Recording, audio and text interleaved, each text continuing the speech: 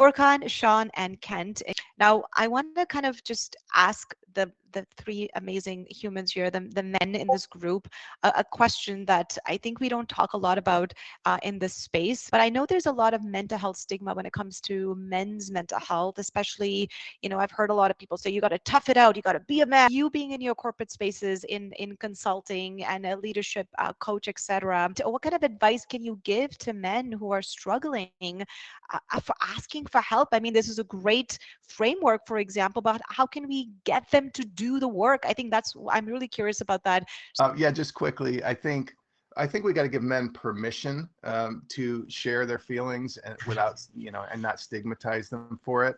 I think men often feel like they're weak if they share emotions, and that comes from a lot of different things: upbringing, family, all the different plethora of things. But I think both giving them permission, but then male leaders modeling that by simply maybe giving a chance at the beginning of a meeting to say, hey, let's talk about one way we felt today and why. Just simple things where men can start to share their emotions. Yeah, and thank you, Kent. Just to build on that, I think once you start role modeling it, you'll attract similar men into your life. So for me, the biggest piece that's really worked, and I've seen it not only for myself but other men, is a community.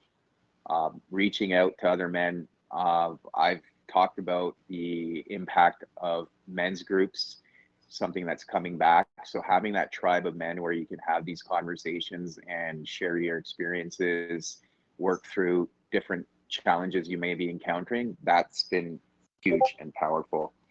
So I would just add that.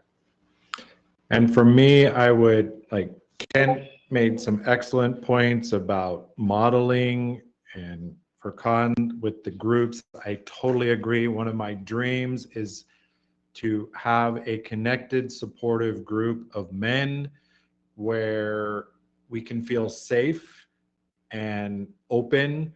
And in my experience, I actually just met with a client. He mentioned that he heard me say this on a podcast, that in demonstrating my vulnerability, I give permission for others to be vulnerable. And to add to that, one last thing is sometimes the simple, honest, pure brother, are you doing okay, can make a huge difference. Thank you. Really good, Shawn. Yes, and just the way you said it, are you doing okay? I think there's a way to ask that question without it saying like, hey, what's up? How's it going? And no one really wants to answer that with authenticity. So thank you for that. I